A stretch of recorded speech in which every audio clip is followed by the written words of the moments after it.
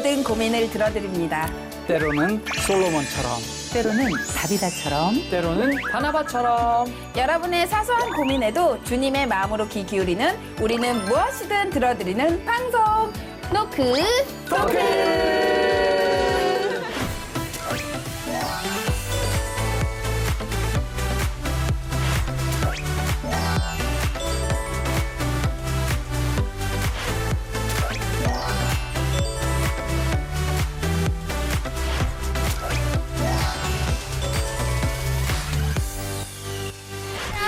잘 들으셨습니다. 오늘도 스테이지에 익숙한 얼굴 한 분이 나와 계시죠?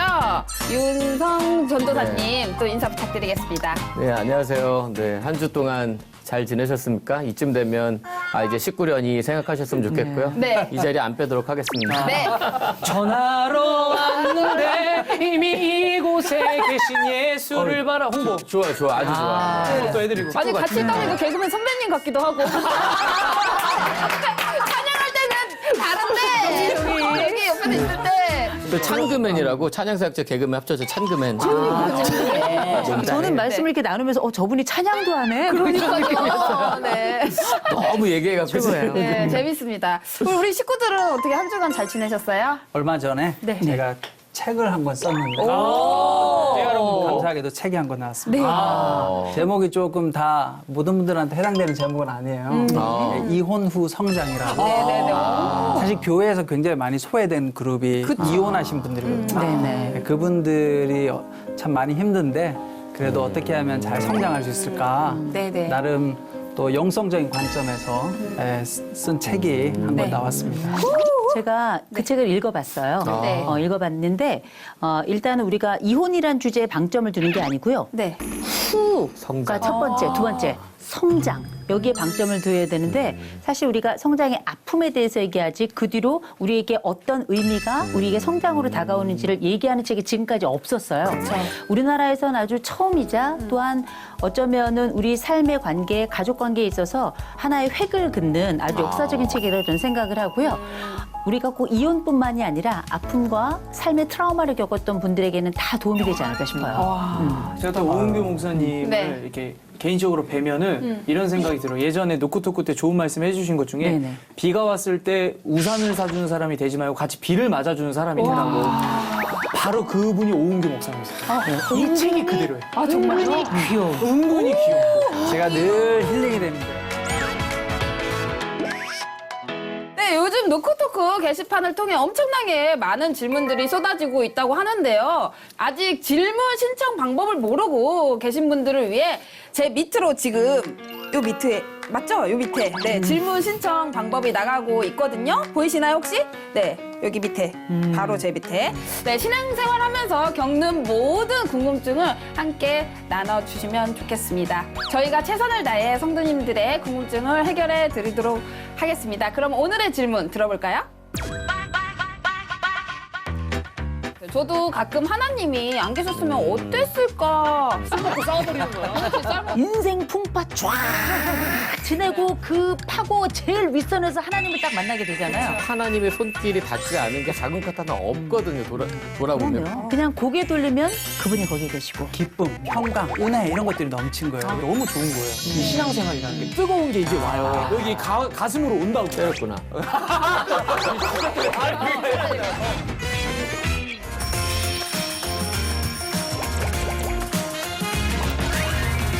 안녕하세요 노크토크 식구들. 저는 올해 대학을 졸업하고 취업 준비 중인 예비 직장인입니다.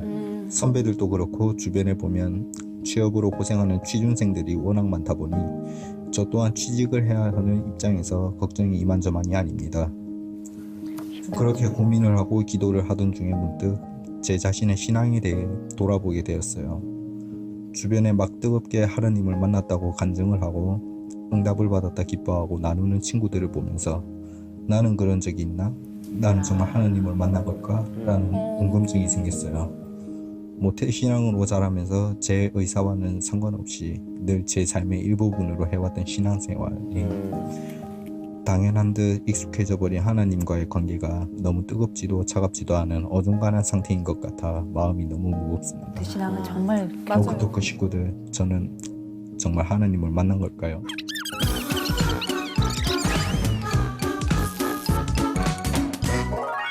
누크토크에 물어봐. 오늘의 질문은 모태신앙인 저 하나님을 만난 걸까요? 입니다. 사실 저희는 오랜 시간 함께 하다 보니까 처음 어떻게 신앙생활 했는지 다 알거든요. 근데 우리 윤성 전도사님은 처음 신앙생활을 어떻게 했는지 궁금해요. 오늘 사연자처럼 모태신앙이에요. 네, 모태신앙. 지난번에 한번 잠깐 말씀드렸는데 아버지가 목사님이셨어요. 그래서 지금도 물론 이제 은퇴하신 원로 목사님이시지만 모태신앙이었고 그래서 저는 엄마 뱃속부터 그냥 자연스럽게 믿음 생활을 했던 거죠. 네. 그러면 지금 보니까 레온 씨랑 저를 제외하고 여기 계신 세 분은 모두 목회자 자녀분이시대. 좀 궁금한 게 있어요. 모태신앙의 장점은 뭐예요? 일단 모태신앙인의 경우 부모님의 신앙이 내면화되어져서 네. 이제 신앙생활을 하게 되어졌죠. 그리고 교회를 나가게 되어졌어요. 그러다 보니까 어떻게 보면 신앙을 받아들이는 데 있어서 여러 가지 사실은 고통스럽잖아요. 이 그렇죠. 기독교 진리를 받아들이는 것이 쉽지는 않거든요. 그런데 그런 고통이나 큰 고민 없이 자연스럽게 받아들일 수 있다라는 거.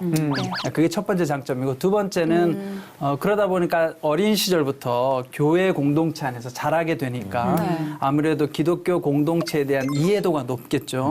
그래서 또 신앙생활한테 도움이 되고 또 세 번째는 부모님의 신앙이 아주 견고하고 존경할 만하다면 그것을 받아들였기 때문에 사실은 웬만하면 이 모태신앙인 역시도 신앙이 단단하고 견고할 가능성이 높죠. 그래서 웬만한 일에 신앙적으로 흔들리거나 넘어지지 않기 때문에 이런 부분들이 사실은 모태신앙인들에게 굉장히 큰 장점이라고 말할 수 있습니다. 그럼 반면에 모태신앙의 단점도 있을 것 같은데 어떤가요? 저는 이제 딱 이 사연 신청하신 분이 저 하나님을 만난 걸까요? 라는 질문하셨잖아요. 네네네.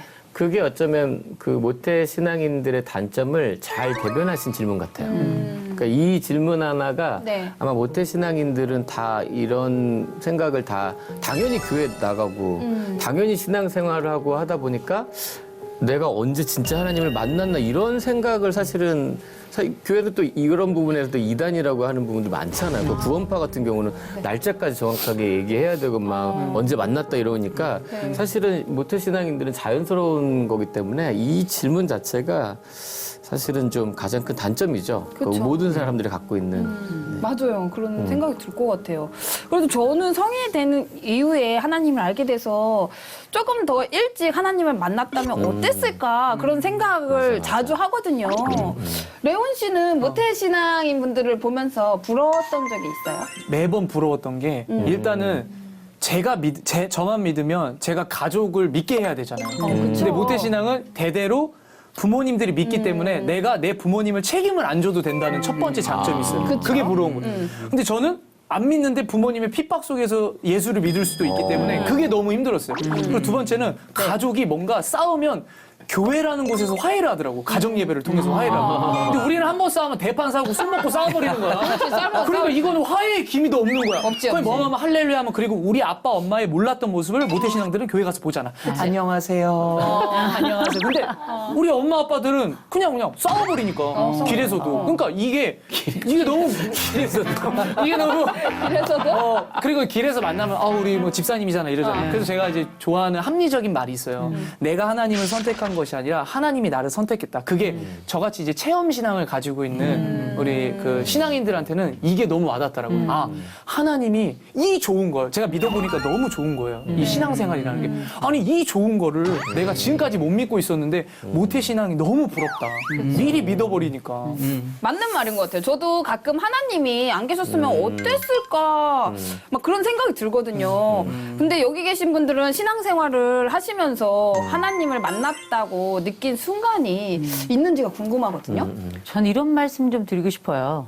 뜨거워야 사랑이냐. 맞아. 이게 우리가 늘 사랑은 막 후끈하게 올라오고 나에게 막 짜릿함으로 다가오고 심장이 막 두근반 세근반 뛰고 막 이래야 된다고 생각하는데 아무 일 없어도 사랑이에요. 모태신앙이 가지고 있는 후끈함은 없지만 그래도 별일 없는 신앙. 그게 사실 모태신앙의 힘이거든요. 그러니까 이제 뭐 질문하셨던 것처럼 하나님을 만난 경험이 언제냐. 네. 모태신앙을 가지고 있는 사람들도 늘 그냥 일정하게 이렇게 가는 건 아니에요. 그 신앙의 파고들을 만날 때가 있어요. 네. 여러 가지 자극에 의해서건 여러 가지 어려움에 의해서건 아니면 어떤 말씀을 통한 감동을 통해서건 굉장히 여러 가지 환경이 다가오긴 하는데 제가 생각할 때는 우리가 생각하는 신앙 체험 자체가 여러 간증 같은 거 보면 막 인생 풍파 쫙 지내고 그 파고 제일 윗선에서 하나님을 딱 만나게 되잖아요. 기본적으로 우리는 바다에 안 나가. 그리고 그냥 냇가에서 놀아요. 냇가에는 별일이 없어. 대신에 큰 고기도 없어. 그러니까 큰 소득이나 맛봄 그런 어떤 짜릿한 단짠 신신 이런 건 없어요. 그럼에도 불구하고 하나님은 어딨냐면 돌멩이에 있고요. 그 작은 피라미 같은 그 작은 나의 그 놀잇감 속에도 있는 거고 그냥 고개 돌리면 He's there. 그분이 거기 계시고 또 고개를 돌리면 그분이 저를 향해서 웃고 있는데 그게 하나님의 얼굴은 아니고 부모의 얼굴로 예수가 내게 오는 거고 자매의 얼굴로 예수가 내게 오는 거라 저는 하나님이 어떻게 나에게 뜨겁게 오는가 하나님은 한 번도 저한테 온도로 온 적이 없어요. 그냥 존재로 오시지. 그래서 그냥 늘 고개를 돌리면 그곳에 하나님이 있는 것 그게 모태신앙이 아닌가. 아멘. 근데 교수님 말씀에 저는 한 가지 덧붙이자면, 그러니까 모태신앙이 이거를 뭐 하나님 존재로 온다고 하셨잖아요. 네. 근데 이게 모태신앙이 아닌 분들이 이걸 또 뜨겁게 받아들이시는 거예요. 그렇죠. 그러니까 그거를 온도로 생각하시는 수도 있는 거예요. 그러니까 가만 돌아보면 인생에 있어서 하나도 하나님의 손길이 닿지 않은 게 진짜 하나도 작은 것 하나 없거든요. 돌아보면. 근데 그거를 망각하는 거죠. 그러니까 모태신앙인데 자꾸 망각하고 까먹고. 근데 돌아보면 그때 하나님 그렇게 은혜 주셨지, 역사하셨지. 근데 그게 온도가 아니라 맞아, 늘 하나님은 동행하셨어라고 하지만 모태신앙이 아닌 분들은 그때 그게 나한테는 그렇게 뜨겁게 주셨는데라고 그렇게 똑같은 걸 그렇게 바라보는 것 같아요, 제 생각에. 그리고 저도 어릴 때부터 그런 일들이 참 많았던 것 같아요. 저는 이제 중학교 2학년 때 제가 이제 수련회를 갔어요. 대형 집회 수련회를 갔는데 거기에서 이제 중학교 1학년 친구 중에 그 동생인데 얘가 싸움을 잘해요. 그리고 동생이. 보호 관찰도 좀 받고 어린애가 그런 친구가 있는데 목사님이 회개하고 하나님한테 방언 달라고 해 이랬어요. 근데 얘가 갑자기 방언을 하는 거예요. 근데 이 방언이 좀 이상해. 새끼 진짜 실제로 새끼 이런 방언이 이래요. 그래서 너무 화가 나가지고 얘가 장난치나 해가지고 주먹으로 때렸어요. 일어나라고. 그게 맞은 거 아니에요? 예, 그래서 제가 순간 이게 장난이다 하고 이제 이거 움찔렸거든요. 근데 얘가 계속 하는 거예요, 방언을. 그때 제가 화가 나는 거예요. 하나님, 이런 쓰레기도 방언 주는데 나 진짜 우리 엄마랑 착하게 살고 나 예수 잘 믿겠다고 하나님이 나 초등학교 5학년 때 전도 교회 목사님 누나 권사님 딸 시켜가지고 이렇게 전도하셨는데 나 이런 쓰레기보다 나 방언 더 달라고. 그때 조야 이거 진짜 외쳤어요. 그때 그 목사님이 기도를 3시간 시켰어요. 약간 부흥사역 하시는 목사님이었는데 회개해요 하나님이 방언 주라고 기도해. 근데 갑자기 내가 떼굴떼굴 구르는 거예요. 그리고 막 뭔가 모르는 뜨거운 게 이게 와요. 여기 가슴으로 온다고. 근데 누가 주먹을 세게 때리는 것 같아요. 근데 결정적인 게 누가 지나가다가 저기요 학생 하나님이 학생 많이 사랑한다고 전해달라. 진짜 실제로. 웬일이야. 근데 이게 제가 거짓말하고 이게 10분 넘게 그랬어요. 제가 어느 교회, 대학교 때는 집 앞에 있는 그 목천교회라는 교회가 있는데 네. 그 교회를 갔는데 금요철 예배 때 눈을 감고 기도를 하는데 어떤 할머니 권사님이 저한테 이 청년 하나님이 사랑한다고 전해주래. 실제로 이런 경험이 10번이 넘었어요. 그래서 저는 하나님이 나를 불꽃 같은 눈동자로 쳐다보고 계시는구나. 물론 우리 집이 힘들어서 그런지 모르겠어요. 아무래도 좀 더 그 기도가 약간 주택청약 같다고 생각하거든요. 기도하니까 마일리지가 좀 쌓여서 그런지 모르겠는데 약간 그런 저는 체험이 있었어요. 그러다 보니 이래야 된다. 아니 사람들이 진짜 10명이 넘는 사람들이 한 번도 못 본 사람들이 청년, 학생, 하나님이 학생 사랑한다 전해달라. 왜 그런지 알아요? 왜 그래요? 하나님 계속 사랑한다고 얘기하는데 본인이 못 알아듣잖아. 그러니까 주변 사람, 하나님 이미 여러 번 얘기했는데 본인은 그걸 못 느낀다고 하는데 모태신앙이 딱 이런 거잖아요. 우리는 이제 하나님이 그런 거를 내가 이런다고 생각하는데 모르니까 하나님이 이렇게 주변 분들 제2의, 말씀하시는 제3의 손길을 거죠. 그랬구나. 근데 저도 생각해보면 하나님의 은혜를 경험하는 순간들이 정말 많이 있었던 것 같은데 그동안 그 마음을 잊고 살았던 게 아닌가 맞아요. 네, 맞아요. 반성하는 시간이 된 것 같습니다. 그렇다면 목사님, 기독교에서 말하는 하나님을 만났다는 건 어떤 걸 의미하는 건가요? 이제 어떤 사람들은 많은 경우 이 모태신앙인도 그렇고 좀 이렇게 막 드라마틱하고 극적인 뭔가 감정이나 체험을 마치 하나님을 만난 걸로 말할 때가 많이 있죠. 맞아요. 간증하거나 할 때. 근데 사실 그것보다는 성경을 보면 우리가 잘 아는 사도 바울의 경우 예를 네네. 들어 보면 그 사람이 처음에는 유대교인이었죠. 네. 그래서 유대교인으로서 신앙과 또 여러 가지 율법에 대한 학식, 좋은 가문을 가졌지만 사실 그의 삶 속에는 뭐가 있었냐면 다른 사람을 향한 미움, 원망, 뭐 이런 마음들이 참 많았단 말이에요. 네. 그런데 그가 예수님을 만나고 나서 삶이 변화되어졌는데 어떤 변화가 일어나냐면 그 안에 두려움과 걱정, 미움이 사라지고 기쁨, 평강, 은혜 이런 것들이 넘친 거예요. 왜냐하면 바울 서신을 읽어보면 네. 바울이 늘 사람들 향해서 축복할 때 평강이 있을지어다, 은혜가 있을지어다 이런 이야기를 많이 한단 말이에요. 네. 그건 뭐냐면 이게 복이고 네. 이게 정말 진정한 은혜구나 이걸 깨달았던 거죠. 그래서 사실 우리가 하나님을 만났다는 것은 어떤 외적으로 눈에 보이는 뭔가 신비한 체험을 하는 것도 있겠지만 그것보다는 영혼의 변화가 일어나는 거죠. 내 마음 가운데 하나님이 찾아오시니까 마음속에 있는 근심, 걱정, 염려가 사라지고 평안함이 거하고 또 마음에 기쁨이 있고 환경과 상관없이 주어지는 그리고 내 안에 생명이 들어옴으로 말미암아 그 생명을 전하고자 하는 마음들 나만을 위해서 사는 인생이 아니라 하나님과 주변에 있는 이웃을 위해 살아간다는 거 그런 의미에서 내 삶을 사는 것이 아니라 하나님께서 인도하시는 삶에 대한 확신을 가지고 살아가게 되는 것을 하나님을 만났다라고 이야기하는 것처럼 저는 그렇게 생각되었습니다. 그렇습니다. 우리 모두가 하나님이 인도하시는 삶의 확신을 가지고 순종하며 나아갈 때 우리 삶 속에서 늘 함께 하시는 하나님을 느낄 수 있지 않을까 생각이 듭니다. 내 신앙생활에 점검이 필요할 때 그 기준은 무엇이 되면 좋을까요? 모태 신앙을 가지고 있는 분들이 아마 저랑 비슷하시다면 임마누엘이란 말을 되게 좋아하실 거예요. 하나님이 항상 나와 함께 하신다. 이걸 이제 상담 쪽에서는 위드 경험, 함께하는 경험이라고 보통 이야기하는데 그 하나님이 늘 이제 제 옆에 계시고 그냥 별일 없으면 그냥 하나님이 그냥 뭐 이렇게 계신가 안 계신가도 싶지만 그냥 계시는구나 저는 그렇게 생각하거든요. 근데 이제 가끔 제가 이렇게 일상을 살다 보면 하루에 밥을 3끼 많을 때는 5끼를 먹을 때도 있어요. 근데 이제 5번을 기도를 하냐? 그렇진 않거든요. 어떨 때는 자주 잊어버려요. 자주 잊어버리고 먹다가 생각나는 경우도 있고 먹은 다음에 생각나는 경우도 있고 심지어는 아예 생각이 안 나는 경우도 있어요. 이게 원래 사람이 급할 때 신이 보이고 편안하면 신이 가려지잖아요. 참 놀랍게. 너무 그런데 재밌다. 그래서 저는 가끔 식기도를 할 때 이 음식이라는 건 일용할 양식을 주신 하나님의 축복인데 이걸 자주 잊어버릴 때가 있어서 저는 이 식기도가 저한테는 하나님이 나와 함께 있다는 걸 내가 어떤 식으로 이해하고 어떤 식으로 감각하고 있는가 이거에 대한 하나의 좀 지표라고 저는 생각해요. 저는 기준 하나를 교수님 말씀에 덧붙이자면 예배가 즐거운가. 그러니까 처음에 하나님 만났을 때 그 뜨거움으로 예배를 사모하고 또 어떤 예배 안에서 예배가 너무 좋아서 막 기다려주고 예배가 즐겁고 한지를 점검하는 것도 하나의 기준일 것 같아요.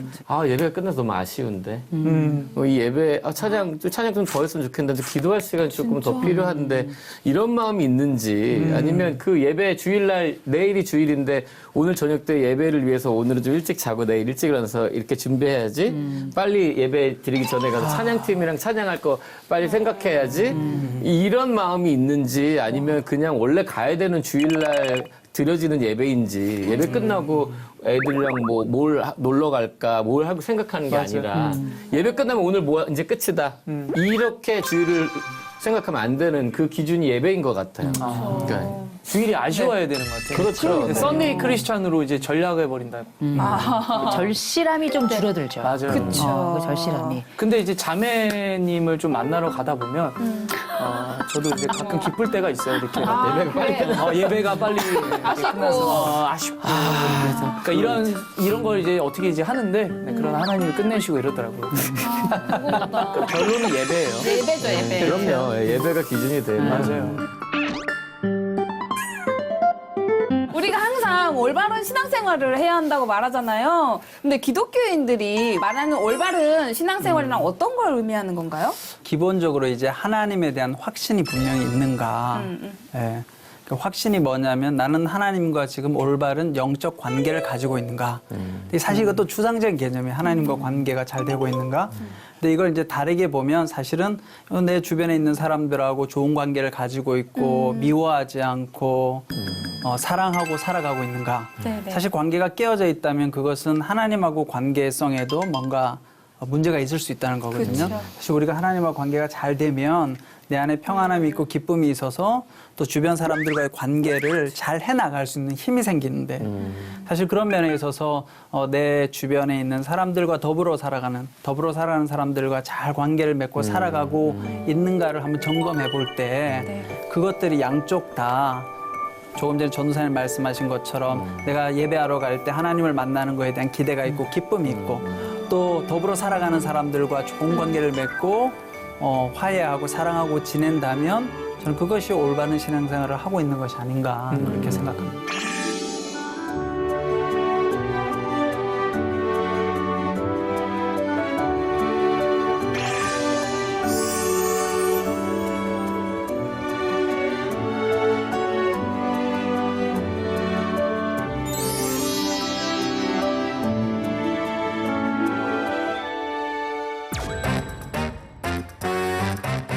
목사님이 교회를 옮겼다는 이유만으로 와, 반전이다, 이거는. 갑자기 거기서 끝이 아니었습니다. 야, 직원을 예수 믿는 자가 아니라도 욕먹을 일이에요. 와 저런 사람도 하나님이 사랑하신다고? 이 얘기 되게 창피한 얘기야, 우리가. 이것도 부끄러운 얘기야. 교회 안에서 그러는 사람들도 많아요.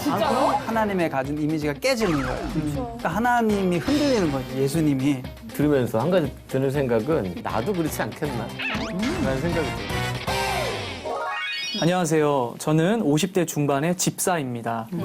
요즘 마음이 너무 혼란스럽고 복잡해서 기독교 방송을 보던 중 네. 노크토크라는 프로그램을 알게 되어 이렇게 제 이야기를 적어봅니다. 저는 예전에 친한 친구와 함께 동업으로 가게를 운영하게 되었습니다. 그리고 그 당시 가게 건물의 건물주가 되시는 분과 한두 번 만나며 안면을 트게 되었어요. 네. 가게 건물주 되시는 분은 제게 자신을 소개하기를 본인은 교회의 장로이며 현재 식당을 운영하고 있다고 말했습니다. 네네. 평소 장로님의 선한 말과 행동에 저는 울림을 받았고 처음으로 교회라는 곳에 나가보게 되었습니다. 제 신앙생활이 장로님을 통해 시작된 거죠. 그렇게 대형 교회에 출석하던 중 네네. 장로님과 부목사님이 같이 교회를 개척할 예정인데 제게로 함께 개척교회에 출석해 보는 게 어떻겠냐고 권유를 하였고 네. 저는 워낙 장로님을 신뢰했기에 큰 고민 없이 장로님을 따라 개척교회에 출석하게 되었습니다. 그렇겠네. 어떻게 보면 제 모든 교회 생활에 장로님이 영향을 미쳤던 것입니다. 장로님의 영향은 거기서 끝이 아니었습니다.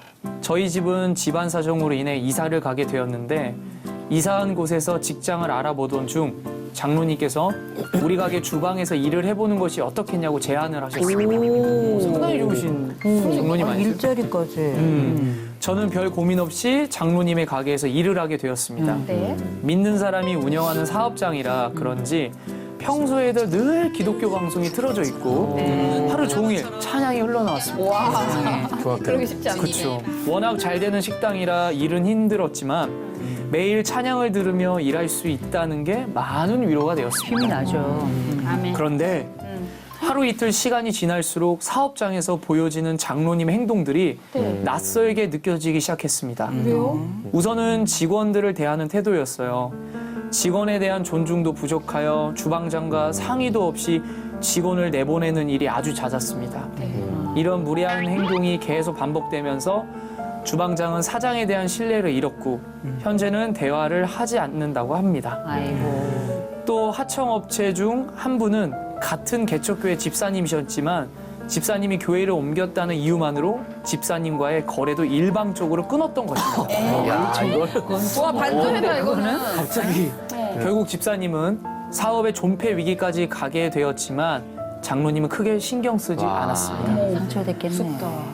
직원을 함부로 대하는 장로님의 태도와 늘 가식적인 행동을 하는 모습을 오래 지켜봐온 직원들은 기독교인들이 정말 싫다고 합니다. 오, 야. 그동안 교회 안에서 본 포인트네. 모습과는 달라도 너무 다른 장로님의 행동과 직원들의 평판. 지금 저는 무척 혼란스럽고 머리가 복잡해 죽겠습니다. 그럴 수 있겠다. 노크토크 식구들, 저는 이제 어떻게 해야 될까요? 장로님의 실망스러운 모습, 더는 보고 싶지 않습니다. 라고 사연을 보내주셨습니다. 아하. 네. 아유. 오늘은 교회 안에서와 밖에서의 모습이 너무 다른 장로님 때문에 혼란스럽다는 어느 집사님의 고민 사연인데요. 여기 계신 분들은 기독교인들의 성품이 비기독교인에게 미치는 영향이 어느 정도라고 생각이 드시나요? 저는 개인적으로 중요하다고 생각을 해요. 예를 들어서 하나님을 영광스럽게 하는 방법이 안 믿는 사람한테 예수님 이야기를 안 했는데 뭔가 죄를 통해서 예수님이 보이는 거. 이게 진정한 영광 돌리는 방법이라고 개인적으로 생각하거든요. 네네네. 그런다고 제 칭찬을 지금 조금 할 건데 혼란났어. 그러니까 이게 뭐냐면요. 제가 SNS에 기독교 방송 다녀왔어요. 뭐 감사합니다. 뭐 교수님한테도 감사합니다. 여러 사람들 감사합니다 하면 어떤 한 후배가 유명한 모델들과 함께 그 모델 활동을 하는 친구가 있었어요. 근데 모르는 번호로 전화가 오는 거예요. 그러면서 저한테 선배 저 누구누구예요. 근데 혹시 저도 하나님한테 사랑받기 위해 태어난 존재 맞습니까? 라고 하면서 우는 거예요. 남자애가. 얘는 한 번도 울지도 않았고 저랑 친하지도 않았고 저한테 인사를 그렇게 잘하는 애도 아니었어요. 그래서 괘씸했죠, 마음은. 근데 하나님 얘기를 하니까 어때요? 움직이잖아요. 그래서 제가 가만히 이야기를 들어봤는데 모델 활동을 하는데 인지도가 없어지고 유명하지 않으니까 자기가 죽고 싶다는 생각까지 했대요.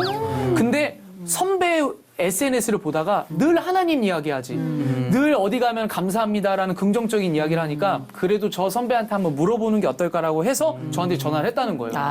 그래서 제가 이제 이야기를 하면서 주일날 교회를 나가라 하니까 교회를 나가더라고요. 그래서 제가 그걸 보고 느꼈죠. 아, 나의 그 언행 심사를 내가 좀 잘해야 될 필요가 있구나. 이렇게 느꼈어요. 맞아요. 저는 비슷한 네. 이제 케이스가 저도 있었어요. 정말. 쇼그맨이라고 개그맨들 네, 이렇게 선배님들. 네. 같이 그 월드 투어를 진행을 지금도 하고 있는데 이제 처음에 미국 투어를 5개 도시를 투어했어요. 그러니까 뉴욕부터 한 달 동안 같이 생활하니까 얼마나 가까워져요. 공연하고 같이 생활하고 마지막 LA까지 한 35일, 40일 정도 생활을 딱 하고 들어오기 전날에 마지막 회식을 했어요. 회식을 하니까 예수님 안 믿는 친구는 술도 먹고 하잖아요. 근데 그 중에 김원효라고 이 친구가 술도 잘 먹더라고요. 근데 이 친구는 예수님 안 믿었어요. 안 믿고 술 막 먹고 이렇게 술이 취해갖고 이제 제가 전도사지만 원희한테 그래 원희야 너무 고생했다. 너 술 마셔라고 기도해줬어요. 우리 하나님 회식 때 술도 먹고 하는데 그냥 건강 잘 챙겨달라 기도해주고 술 따라줬어. 그날 새벽에 저한테 형 그러더라고요. 그랬더니 나 이제 한국 가면 형한테 앞으로 계속 연락해도 돼? 연락해도 되지. 왜? 근데 했더니 이 친구 한 얘기가 나도 이제 예수 믿으려고. 근데 한 달 동안 교회 다니라 예수님 믿어라 교회 나가라 한마디도 안 했어요. 제 아내랑 저랑 우리가 예수님 잘 믿는 사람으로서 모습을 이 친구한테 보여주자. 보여주자 했는데 이 친구가 이렇게 취해갖고 형 나 이제 교회 나가려고 그러더라고요. 그래서 원희야 너 지금 너무 취했으니까 맨정신으로 내일 네가 진짜 예수 믿을 거면 맨정신으로 내일 모든 멤버들 앞에서 얘기해봐. 그랬더니 그 다음날 아침에 한국 들어오는 날이었어요. 호텔에 모여서 이제 한국 들어오려고 다 있는데 갑자기 짐 딱 내렸더니 나 이제 교회 나가려고. 그 얘기를 하는데 그 정범균 씨가 야 우리 중에 너만 교회 안 나가. 그런데 농담처럼 얘기했는데 저는 그 얘기가 너무 고마웠어요. 아 이게 내가 크리스찬으로서의 예수 믿어라가 아니라 내가 예수 믿는 사람의 모습을 보이면 넌 크리스찬들은 크리스찬의 등을 보고 교회로 그 문턱을 넘어갈 수는 있겠구나. 하나님을 믿는 거는 몰라도 그 문턱까지는 갈 수 있겠구나라는 생각을 했죠. 맞아요. 저도 모태신앙은 아니지만 주변에서 힘든 일이 있거나 뭐 뭔가를 이제 도전을 해야 되는 경우가 오면 저한테 기도를 부탁을 하더라고요. 그래서 그 기도의 응답을 받아서 교회를 안 다니시는 뭐 가족이 스님이신 분도 계시고 그런데 같이 교회를 나갔어요. 아니 자기가. 저는 남희 씨 진짜 신앙 좋다고 진짜 크리스찬인 얘기를 네. 개그맨들 사이에서 진짜 많이 들었어요. 진짜요? 네. 아니 근데 쑥스러운데. 극적 극적.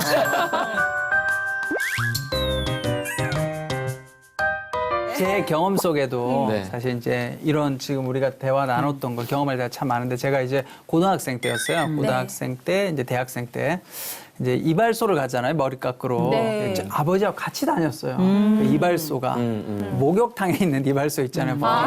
네. 지금도 있죠. 네, 지금도 네, 많이 맞아요. 있잖아요. 있어요? 목욕탕 같은 데 가면. 근데 이제 아버지하고 워낙 뭐 사이도 좋고 해가지고 같이 목욕하러 가면 이제 이발하러 가고 그러니까 아버지가 깎고 저도 깎고 이렇게 다녔는데 이제 그렇게 다니다가 어느 날 제가 이제 혼자 가게 된 거예요. 근데 사실 이제 그 사이에 저희 아버지가 돌아가셨어요. 근데 돌아가시고 제가 혼자 갔는데 이제 그 이발사 분이 묻는 거예요. 아버지는 왜 안 오셨냐고. 그래서 아니, 사실 우리 아버지가 이렇게 어떻게 하다 돌아가셨다. 근데 이제 이분이 그때 이제 제가 여러 가지 이야기를 하다가 사실 우리 아버지가 목사님이었다. 이제 제가 이런 이야기를 해드렸어요. 그랬더니 자기가 이렇게 머리를 이발을 하는데 많은 손님들을 만나는데 참 궁금했다는 거예요. 그 손님으로 오신 분들 중에 참 인격적이고 깍듯하고 그 이발해 주시는 분한테 그렇게 대하는 분들이 많이 없는데 너무 좋은 분인 것 같아서 저분은 어떤 분일까는 궁금한 게 있었다는 거죠. 그 이야기를 저한테 해주시면서 되게 마음 아파하시더라고요. 그래서 되게 고마운 거 그러고 나서 저한테 그날 이발 요금을 안 받으시더라고요. 그게 대단한 건데요. 이발 요금을 안 대단한 받고. 거죠. 그리고 사실 그날은 머리만 깎으러 갔는데 저한테 그 목욕탕을 아까키를 주면서 목욕도 하고 가라고.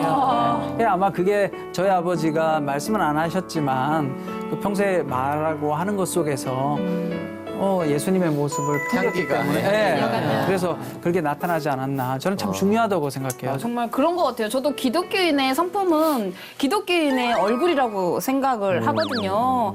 그 교회 다니는데 저렇다고 막 이렇게 하면은 맞아. 그런 말 들으면 사람들은 욕을 하게 되고 그럼 맞아. 누가 교회를 또 다니고 싶겠어요. 맞습니다. 그래서 저도 항상 내가 만나는 사람들에게는 나의 성품이 기독교인들의 얼굴이라고 생각하고 노력하고 있습니다. 네, 오늘의 사연자분께서도 아마 장로님의 온화한 성품의 교회를 다니게 되시지 않았나 싶은데요. 자신을 믿고 따르던 분이 다른 모습을 보게 됐을 때 그 사람들은 어떤 감정을 느끼게 되나요? 일단 충격이죠. 그렇죠. 충격일 것 같아요. 이 충격이 어느 정도로 클 수 있는가? 우리가 기대하지 않았던 사람이 나에게 주는 배신은 그렇게 크게 힘들지 않아요. 그런데 충분히 기대하고 나에게는 믿음의 뿌리나 혹은 어떤 삶의 모델링이었다 생각했던 사람이 주는 충격은 말할 수 없이 큰 충격이 되는 그럴 것 거죠. 같아요. 원래 배신은 믿었던 자들 사이에서 발생하는 일이기 때문에. 맞아요. 근데 이제 그렇게 되면 어떻게 되는가? 일단 실망하고요. 실망하면 먼저 마음으로 거리 두고 두 번째 몸으로 거리를 둬요. 네. 이렇게 거리를 두고 난 다음에 그럼 이 사람이 또 내가 각각 어떤 식으로 서로에게 반응을 보이나 한번 관찰을 해보고 그 다음번에 어떻게 변화가 없거나 그 일을 여전히 하고 있을 경우에는 그 사람은 여전히 하던 일 하던 건데 나 혼자 실망해서 이게 분노로 바뀌죠. 그랬다가 이 사람에 대해서 아주 혐오 감정까지 가게 됩니다. 그러면서 부르르 떨게 되는데 우리가 가졌던 첫 번째 기대는 이후에 발생할 배신에 비하면 너무나 작은 것인 거예요. 그래서 그 전에 기대가 꽹과리였다면 나중에 실망은 징이 되는 거의 뭐 어마어마한 그 배신감과 또 실망감에 젖어들게 되는데 근데 한 가지 분명한 건 있어요. 모든 사람에게 다 믿음을 가질 수 있고 동시에 모든 사람에게 다 실망할 수 있어요. 그런데 이 사람에 대해서 실망했던 부분이 나머지를 다 블랙홀처럼 확 빨아들이게 되는 상황이 있어요. 이런 관계까지 되면 이거는 상처예요. 그렇죠. 이거는 좀 다룰 필요가 있죠. 네. 그러면 목사님 실제로 교회 성도님들 중에도 지금 사연의 주인공과 비슷한 경우가 있나요? 너무 많죠. 제가 이 신방하다 보면 네네. 이야기를 해요. 사실은 교회 안에 누구랑 이렇게 일을 하게 됐는데 가까이서 일하다 보니까 너무너무 속상한 일이 있다. 근데 이제 보통 어떻게 연결이 되냐면 조금 교회 안에서 연배가 높거나 네. 좀 직분이 높은 분들이 이제 네. 조금 연배가 아래에 있거나 이제 직분이 낮은 분들을 이렇게 어떻게 보면 스카우트 제안을 하겠죠. 네. 그러면 이 사연자처럼 뭐 교회 장로님이니까 네, 네. 혹은 존경하는 집사님이니까 야 내가 저분과 같이 일하면 참 좋겠네라고 생각해서 같이 가는 거예요. 네, 네. 근데 가서 일하다 보면 이게 사실은 일이라는 게 이제 이권 관계가 되는 거잖아요. 그쵸. 교회에서는 영적 관계고 그냥 친분 관계였는데 이게 이제 이권 관계로 변하니까 상상하지 못했던 이제 일들이 발생하는데 그 일들을 대처하는 과정 속에서 이제 교회에서 만났으니까 은혜로 뭔가가 해결되겠지라고 기대했다가 그쵸. 한쪽은 사실은 원칙대로 한 건데 한쪽은 은혜로 기대를 했던 거예요. 이게 그쵸. 원칙을 따라서. 그러니까 이제 이게 밸런스가 안 맞으니까 거기서 상처받고 이제 그걸 저한테 이야기하는데 참 들을 때 난감한 게 이분이 성토하는 그분은 또 저한테는 어떻게 보면 개인적으로는 교회에서 열심히 또 잘 봉사하는 좋은 분이세요. 두 분 다. 네. 네. 그렇죠. 두 분 다 그렇죠. 그러니까 참 그걸 들으면서 난감하죠. 아우 그렇냐. 근데 뭐 그렇다고 같이 이렇게 맞장구 쳐서 이렇게 비난할 수도 없고. 맞아요. 그래서 제가 난처한 경우가 꽤 있습니다. 그럴 경우. 네. 한 가지 근데 저는 이제 목사님 말씀, 교수님 말씀 들으면서 한 가지 드는 생각은 네. 나도 그렇지 않겠나? 라는 생각이 들었어요. 그러니까 다른 사람에게 나도 그런 모습이 보일 텐데 라는 생각이 들더라고요. 그러니까 내가 남을 판단하고 할 수도, 물론 이제 잘못한 것이 있지만 나도 그럴 텐데라고 생각하면 어느 정도 그 접점을 좀 찾을 수도 있을 텐데라는 그런 생각도 좀 들어요. 하기는 그 이제 음악 하시니까 세션 이렇게 뭐 드럼도 네. 치시고 이런 많이 하시잖아요. 그분들이 그런 얘기 하시더라고요. 네. 그렇게 안 봤는데 윤성전도 다 그렇게 안 의심- 봤는데 이런 네. 얘기 하실 수 있죠. 그럼요, 그럴 수 그렇죠? 있죠. 왜냐면 그거, 진짜, 아니, 네. 지금 농담으로 하셨지만 저 진담으로 봤잖아요. 왜냐면 제가 음악할 때 되게 날카롭거든요. 그러니까 보통 사람이 혹시 놓치는 부분 전 놓치면 안 되잖아요. 맞아요. 내가 프로듀서인데 연주자가 나 괜찮아? 아니야, 이거 다시 했으면 좋겠어. 보컬들이 디렉팅 하는데 제가 다시 한 번은 한 테이크를 하는데 88번을 녹음을 했어요. 한 테이크 하는데 한 테이크면 뭐 한 몇 마디 안 되는 거를 88번을 테이크를 하니까 화내시더라고요. 녹음하시는 가수분이. 왜 그런지 설명해달라고 그래서 들려드렸죠.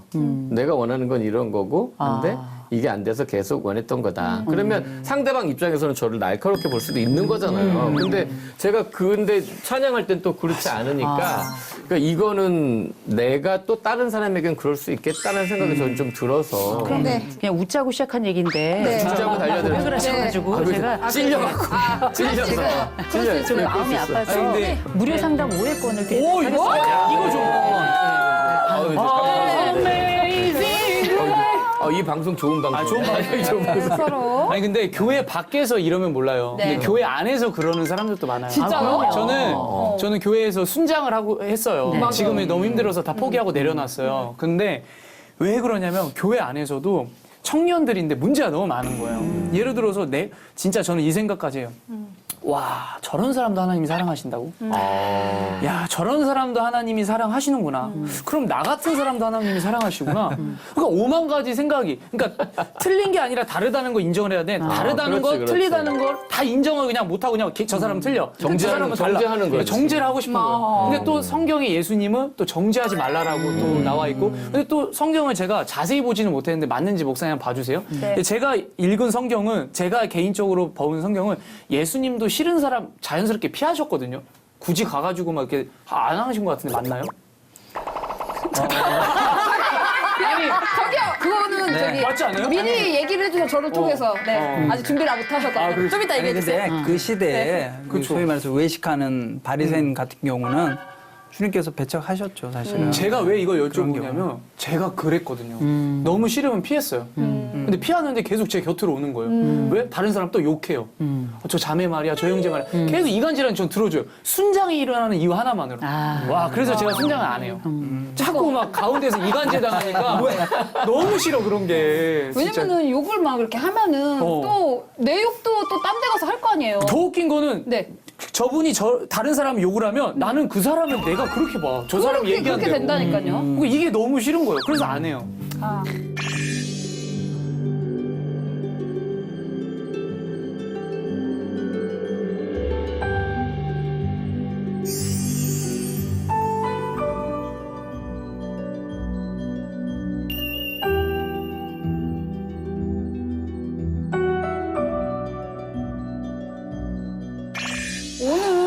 이야기를 나누면서 저 역시 기독교인의 한 사람으로서 책임감을 가지고 바르게 행동을 해야겠다라는 생각이 더 많이 하게 되는 것 같습니다. 그럼 교수님, 사회생활을 하다가 보면 자리와 상황에 따라 태도가 달라지는 분들을 보게 되는데요. 대체로 그런 분들의 특징은 뭔가요? 교회가 세상과 어떤 관계를 맺어야 될 것인가? 그러면 보통은 옛날에 뭐 잘 아시는 것처럼 분리주의자들이 있었다고요. 네. 고대 1세기 때에는. 그래서 이 사람들은 섹터라 그래서 따로 광야에 나가서 그들만의 삶을 살았어요. 그래서 본인들의 이런 순수성과 신을 향한 열정 이런 것들을 저버리지 않기 위해서 평생을 그렇게 아주 독특한 삶을 유지하면서 세상과 딱 분리해서 살았거든요.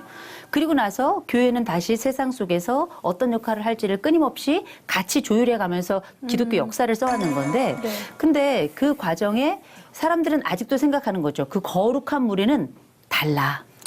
기독교인들은 달라야 해. 그리고 이 기준이 세상에도 그대로 이렇게 영속이 되고 또 연속이 돼야 된다고 생각을 하는 거예요. 근데 크리스찬들도 다 사람이잖아요. 맞아요. 사람이니까 신앙의 논리와 이 자본의 논리 사이에 사람들은 고민할 수밖에 없어요. 교회 간 예배드리지만 세상에 나오면 돈 벌어서 일상과 또 일생을 유지해가고 또 내 가족들을 같이 살아가며 이렇게 살아야 되는 거잖아요. 유지하면서. 근데 자본의 논리 속에서 크리스찬의 모습을 그대로 유지하며 산다는 게 보통 어려운 일이 아니에요. 보통 어려운 일이 아니라고요. 그러면 과연 우리는 다른 사람인가? 전 다른 사람이라고 생각하지 않아요. 다만 우리가 가지고 있는 그림이 그리고 그 색깔이 다소 다른 거예요. 어떤 면에서 그 속도에 있어서 그 폭에 있어서. 그래서 기독교인은 어떻게 살아야 될 것인가? 세상과 분리된 존재인가? 전혀 아니라고 생각하고요. 우리가 교회에서 알고 있던 그분이 세상 속에 나갔을 때 다른 분일 가능성이 굉장히 높아요. 왜냐하면 조직에 대한 유지와 또 우리가 가지고 있는 요 소속 공동체의 가치가 서로 다르기 때문이에요. 그러면 이 A라는 사람이 이 지역에서 또 이 영역에서 서로 이렇게 완전히 다르게 행동하면 그건 나쁜 거 아니야? 그 이중인격 아니야? 이렇게 생각할 수 있는데 네. 저는 그렇게 생각하진 않아요. 물론 우리 신앙과 우리 일상이 일치하는 게 좋아요. 그러나 정확히 그럴 수 없어요. 맞아요. 그런데 이제 이 장로님 같은 경우는 교회에서 역할은 너무 아름다웠을 거예요. 종교적 가치를 지켜나가고 이 교회라는 영역에 그분은 맞는 역할을 한 거예요. 밖에 나가서 그 사업장에서는 사장님으로서 역할, 본인이 생각할 때 맞는 역할, 사정의 역할을 한 거예요. 나쁘다 말할 수 없어요. 다만 이분이 사람을 다루는 방법은 한번 생각해 봐야 될 것 같아요. 이를테면 어려운 분 상관없이 그냥 잘라버리고 또 하청업체에 있는 분 그냥 무시해버리고 이런 거는 예수 믿는 자가 아니라도 욕먹을 일이에요. 맞아요. 그렇지. 이거는 기준을 그렇게 예, 생각. 기준은 이걸로 좀 보셔야 되는 거예요. 이거는 아하. 이분이 가지고 있는 신앙의 문제라기보다 신앙이 삶까지 미처 닿지 못했던 부분은 아쉬워요. 인격과 그러나 삶이네요. 그럼 이거는 조금 좀 삶을 좀 나눌 필요가 있다는 거죠. 그러네. 다른 영역으로. 다만 이분이 가지고 있는 요 상황에 대해서 어쩌면 사연자께서 너무 큰 신뢰를 가지고 있었던 게 아닌가. 그런 것 그 얘기는 뭐냐? 같아요. 이 사연을 보내주신 분이 삶과 그다음 우리 신앙은 일치해야 된다는 기본적인 전제가 있는 거예요. 그렇죠. 그리고 인간관계의 미숙함이 좀 나타나고 네. 내가 가지고 있는 신앙의 일관성이 삶의 인간성까지 닿지 못했던 부분이 있던 거지 이것 자체가 크리스찬의 잘못된 모습의 전형이거나 그러네요. 나쁜 형태라고 보기에는 조금 어려운 것 같아요. 미숙함의 연속이다. 저는 이렇게 좀 그 일반적으로는 동전의 양면처럼 신앙인이 이렇게 안 하면 나쁜 거야 이렇게 생각을 해버리니까. 근데 지금 교수님 말씀에 딱 맞네요. 사실은 그러니까요. 신앙인이지만 나가면 그 사회의 사장님이잖아요. 그러니까 그 역할을 하는 거니까 물론 이제 기준을 잘 삼아야 된다 그 말씀이 진짜 확 와닿는 것 같아요. 보통은 저 어디 교회 장로입니다. 권사입니다. 그러면 대부분의 사람들은 아 이분들 신앙이 참 좋겠구나 이렇게 생각하게 되거든요. 근데 이제 신앙생활의 기간과 직분이 신앙의 깊이와 비례한다고 생각하시나요? 그건 진짜 어려운 것 같아요. 네. 그러니까 신앙생활 오래 했다 그래서 다 신앙의 깊이가 있고 뭐 성품이 좋고 인격이 좋다?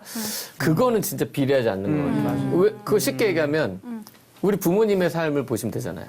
우리 부모님이 누군가에겐 나에게는 이제 아버지가 어머님이시지만 교회에서 장로님이 권사님이신데 그쵸. 나한테 보이는 모습과 교회에서 보이는 모습이 다를 때 누구나 다 있잖아요. 그렇죠. 근데 신앙생활 오래 했다 그래서 무조건 그 신앙 깊이가 깊다, 또 성품이 좋다, 그건 진짜 아닌 것 같아요. 우리가 그런 약간 오해가 있는 것 같아요. 네. 그러니까 이상적 기대를 많이 가지는 것 같아요.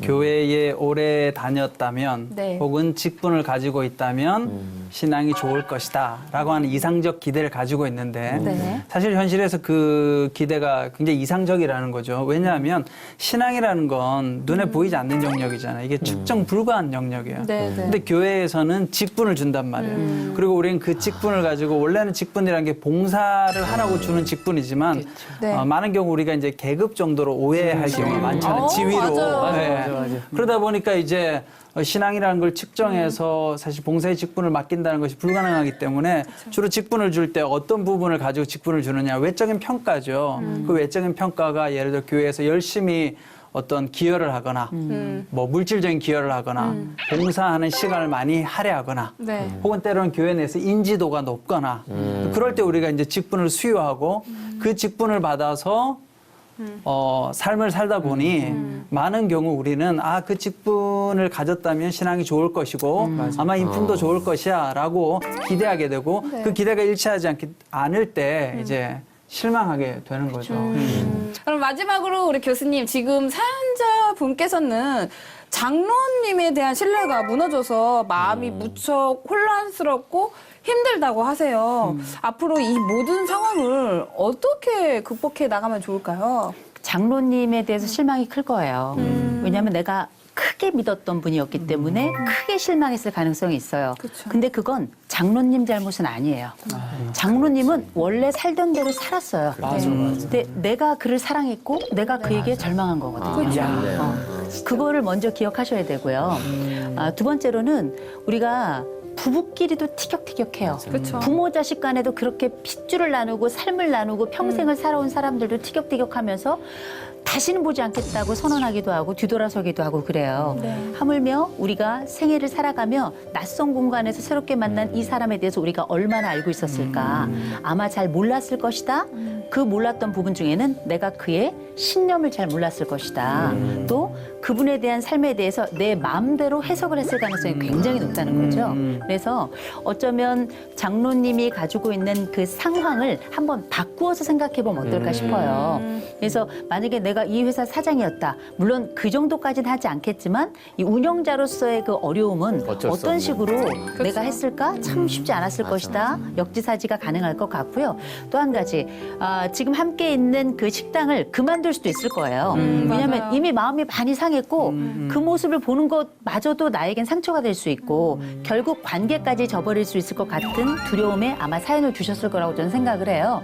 그렇다면 그냥 그만두면 너무 또 속상하기도 하니까 이 사연자가 가지고 있는 선의의 거짓말과 창의적 제안을 한번 좀 해보시면 어떨까. 선의의 거짓말이라는 건 뭐냐면 제가 이런저런 일로 다른 일을 하게 되어서 여기 있는 순간이 너무 좋았는데 이렇게 좀 가게 돼서 아쉽습니다. 이렇게 네. 간다면 관계는 해치지 않을 거예요. 또 한 가지 제가 주방에서 함께 일을 하면서 이런 면은 조금 제가 다른 부분의 어려움을 좀 들었습니다. 저는 지속적으로 우리 장로님과 사업을 위해서 기도할 거고 앞으로도 저에겐 좋은 멘토가 되어주세요. 이렇게 감사의 인사와 더불어서 지혜롭게. 나의 지혜 또 내가 가지고 있었던 여러 경험들 또 다른 분들이 했던 애로사항들을 다는 말고 요거 한 가지 정도는 좀 달라지면 좋겠다 싶은 거를 살짝 적어주신다면 여전히 존경하고 그다음에 그 사랑도 남아있으면서 장로님께도 이게 하나의 기록으로도 또 남아있기 때문에 어느 정도는 이분이 어떤 삶의 새로운 또 방식을 적용하는데 좀 도움이 되지 않을까 그렇게 한번 사랑을 전해보는 게 어떨까 싶습니다. 네, 맞습니다. 명쾌하네요. 네, 최고. 명쾌하네. 명쾌하게. 최고! 요새 제가 노크토크 하면서 한 가지가 정말 좋고 또 한 가지는 좀 아쉬운 점이 있어요. 네. 한 가지는 제안에서 말씀하시는 하나님을 자꾸 봐요. 자꾸 듣게 되고 그래서 너무너무 감사하고 네. 두 번째로는 전에 없이 레온 씨하고 남희 씨가 자꾸 최고 하잖아요. 네. 믿음이 떨어져요. 하지 마. 리액션 하지 마. 제가 할게요. 정말 최고예요. 이 말씀을 하시니까 한패 같아요. 근데 그게 어쨌든 그 행동과 그 말씀이 너무 힘이 되고 좋아요. 여기 되게 훈훈하구나. 네. 네, 지금의 시간이 사연자분께는 많이 혼란스럽고 힘든 시간이겠지만 맞아요. 그럴 때일수록 더 주님 붙잡고 주님의 인도하심을 구하셨으면 좋겠습니다. 요즘 오은규 목사님의 축복 기도에 큰 위로를 받는다는 성도님들이 많이 계신데요. 오늘도 목사님의 은혜 충만한 축복 기도로 사연 마무리하도록 하겠습니다. 할렐루야. 사랑과 은혜가 많으신 하나님, 자신을 믿음의 세계로 인도하여 준 너무나 신뢰했던 장로님과 함께 일하게 되었지만 그 일터의 현장 가운데서 장로님의 모습 가운데 실망한 한 사연자가 있습니다. 하나님, 이 사연자의 마음을 먼저 위로하여 주시고 그 상한 마음을 만져 주시옵소서. 하나님, 어쩌면 큰 기대를 했는지 모릅니다. 그런데 어쩌면 그 기대만큼 보이지 않는 장로님의 모습에 너무나 큰 배신감과 또한 실망감을 가지고 있습니다. 하나님, 그러나 우리 인간은 연약하기에 여러 가지 실수할 수밖에 없고 또 많은 문제점을 가질 수밖에 없습니다. 하나님, 오늘 우리 사연자의 마음 가운데 성령님께서 함께하여 주셔서 이 장로님을 다시 한번 예수님의 마음으로, 긍휼한 마음으로 바라보게 하여 주시옵소서. 그럼에도 불구하고 실망하고 상처받은 이 사연자 가운데 함께하여 주셔서 이 장로님으로 인하여 믿음이 연약해지지 않도록 그 믿음 또한 하나님 지켜 주시옵소서. 하나님, 또한 우리 장로님 가운데도 어쩌면 말 못할 여러 가지 경영자로서의 고민이 있을 줄 압니다. 하나님 아버지, 관리자로서 여러 가지 일들을 해나갈 때 하나님께서 지혜를 주시고 함께하여 주셔서 이 장로님의 모습 또한 변화가 있을 수 있도록 도와주시옵소서. 하나님, 오늘 이 사연자가 이 방송을 통해서 그 마음 가운데 위로받게 하여 주시고 또 하나님께서 주시는 마음으로 지혜롭게 이 상황을 잘 이겨나갈 수 있도록 주님 인도하여 주시옵소서. 모든 말씀 예수 그리스도의 이름으로 기도드리옵나이다. 아멘.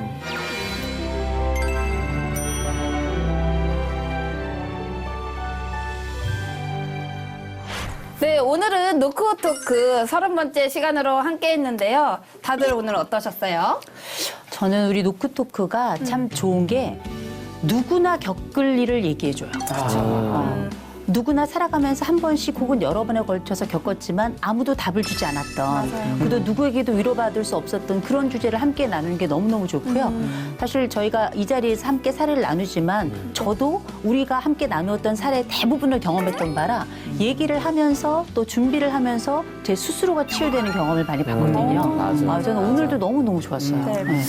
저 3주 함께 했잖아요. 근데 사실은 제가 이렇게 방송을 여기 앉아서 계신 분들도 다 정말 열심히 하셨지만 어쨌든 이걸 보내시는 분들 이런 걸 다 준비한 제작진들도 어마어마한 노력을 하겠구나. 이게 시청자들은 그냥 이렇게 방송을 보시겠지만 네, 작가, 뭐 PD님 또 여기 다 계시는 감독님들 연출하시는 모든 분들이 진짜 큰 노력을 하는구나. 그걸 제가 눈으로 이제 보고 가는 것 같아요. 그래서 보시는 분들도 이렇게 많이 좀 이런 것도 격려해 주시고 또 많이 기도해 주시면 좋을 것 같아요. 네, 저희도 우리 윤선 전도사님과 함께 할 수 있어서 정말 은혜 많이 받았고 행복한 시간이었던 것 같습니다. 우리 마지막으로 저희 노크토크 식구분들에게 함께 나누고 싶은 기도 제목 있으면 말해주세요. 이제 저도 사실 이제 여러 가지 일을 하고 있어서 이제 기도 제목 부탁드리면 제 하는 사역도 있고 찬양 사역도 그렇고 또 새로 준비한 음원들이 있어요. 지금 우리나라에서 함께 할 수 있는 그런 노래들 일반적으로 할 수 있는 음악들도 있고 또 학교에서 교수로 아이들 가르치고 있고 또 하나 남편으로 또 아버지로 하는 일들을 위해서 선한 영향력이 있었으면 좋겠어요. 모든 게 다. 근데 제 모습 속에서 많은 사람들이 손가락질하는 게 아니라 아, 예수님 안 믿는 분도 나도 저런 가정, 저런 사람 돼야겠다. 그런 그 거짓말로 사는 삶이 아니라 진짜 삶 보일 수 있게 여러분 기도 많이 해주셨으면 좋겠어요. 네, 정말 아멘. 네, 저희도 뭐 기도를 하고 저희 방송을 시청하고 계신 우리 성도님들도 유은성 전도사님의 사역을 위해 함께 중보해 주시면 감사하겠습니다. 전도사님, 오늘은 어떤 찬양을 들려주실 거죠? 그래서 마지막으로 네. 그래도 제가 부른 찬양 중에 우리 많은 어르신들도 다 아시고 네. 젊은 세대도 다 아셔야 만한 찬양 준비했어요. 네. 하나님 아버지의 마음이라는 찬양인데요. 이 찬양 제가 마지막으로 부르고 저는 물러나도록 하겠습니다. 네, 그럼 오늘도 유은성 전도사님의 찬양 들으면서 노크토크 마무리하도록 하겠습니다. 누군가 내 이야기를 들어주길 원한다면 주저 말고 노크해주세요. 때로는 솔로몬처럼 때로는 다비다처럼 때로는 바나바처럼 여러분의 모든 고민을 주님의 마음으로 들어드리겠습니다. 사랑과 위로가 함께하는 이곳은 토크. 다음 주에 만나요.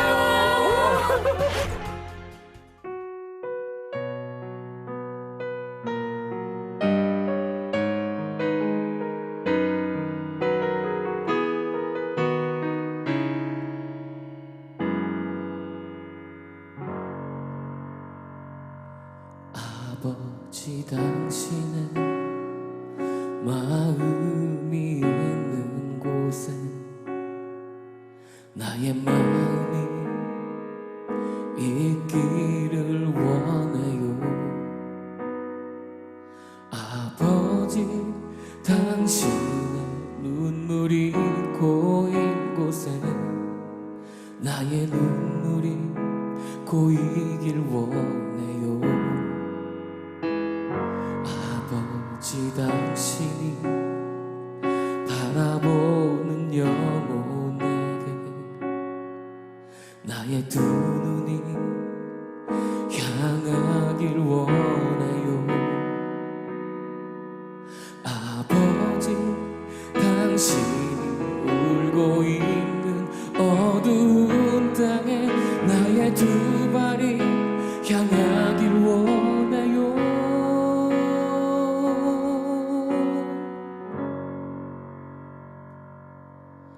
나의 마음이 아버지의 마음 알아.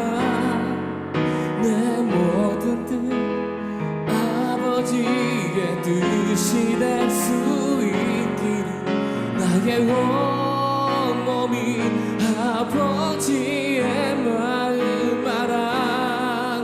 내 모든 삶 당신의 삶 되기를 내 모든 삶 당신의 삶 되기를.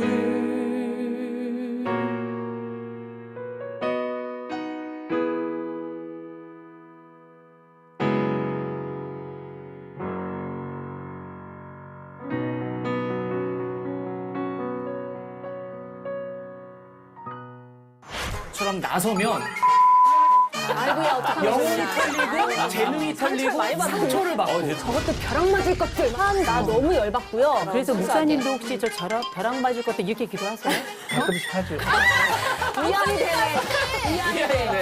저희 또 원수들을 막 욕하면서 막 벼락 그럴 때 맞는. 네, 많았어요. 근데 목사 욕 안 하시죠? 귀 빨개지는데. 힘을 좀 안 내시네. 귀가 진짜 빨개졌어. 그럼 고민 사연 해결이네요. 아, 위로가 됐어. 완전 위로됐어. 네.